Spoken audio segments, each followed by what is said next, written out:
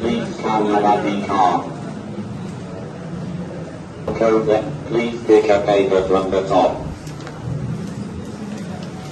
സ്വാഗതം റോൻഡ്യൂ അപ്ഡേറ്റ്സിലേക്ക്. റോൻഡ്യൂവിലെ ഏറ്റവും കൗതുകകരവും അതോടൊപ്പം തന്നെ ഏറ്റവും വ്യതിരിക്തവുമായ ഒരു റോബോട്ടിനൊപ്പമാണ് നമ്മളിപ്പോൾ നിൽക്കുന്നത്.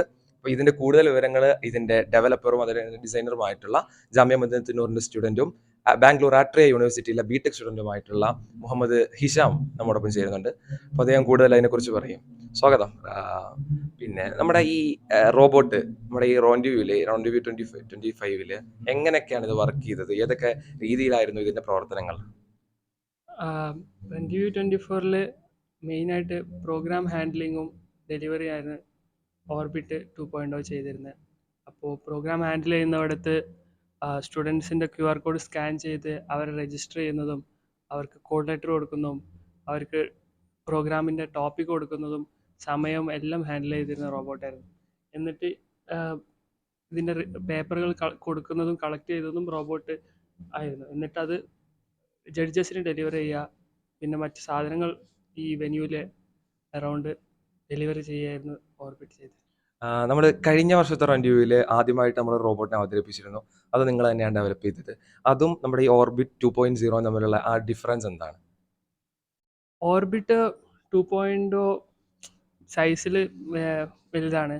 ഈ ഒരു കൂടുതൽ ഫീച്ചേഴ്സ് ഇവിടെ മെയിനായിട്ട് വന്നിട്ടുള്ളത്, ഇത് ഇപ്പോൾ ഒരു മൊബൈൽ റോബോട്ടായിരുന്നു. കഴിഞ്ഞ പ്രാവശ്യം അതൊരു സ്റ്റാറ്റിക് ആയിട്ട് വയേർഡ് കണക്ഷനിൽ ഉണ്ടായിരുന്ന ഒരു സ്ഥലത്ത് നിന്നിട്ട് പ്രവർത്തിക്കുന്നതായിരുന്നു. ഇപ്പോൾ ഈ റോബോട്ടിന് കൂടുതൽ പ്രവർത്തനങ്ങളുണ്ട്.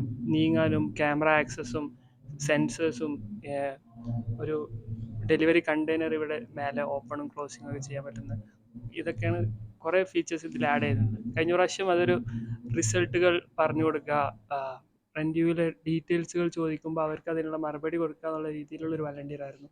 പക്ഷേ പ്രോഗ്രാം ഹാൻഡിൽ ചെയ്യുന്നവരെ എത്തി. താങ്ക് യു നമ്മോടൊപ്പം ഇത്രയും നേരം നിന്നതിന്.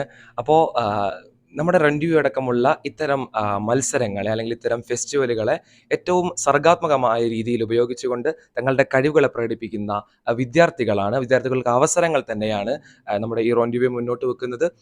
റോൻഡ്യൂവിൻ്റെ മാനേജ്മെൻ്റ് ആയാലും അതോടൊപ്പം തന്നെ റോൻഡ്യൂ എന്ന് പറയുന്ന ഫെസ്റ്റിവലിനെ പൂർണ്ണാർത്ഥത്തിൽ വിദ്യാർത്ഥികൾ തന്നെ ഏറ്റെടുത്ത് നടത്തുന്ന ഒരു ചിത്രമാണ് നാം കണ്ടുകൊണ്ടിരിക്കുന്നത്. കൂടുതൽ വിശേഷങ്ങളും വാർത്തകളുമായി നമുക്ക് വീണ്ടും കാണാം. Thank you.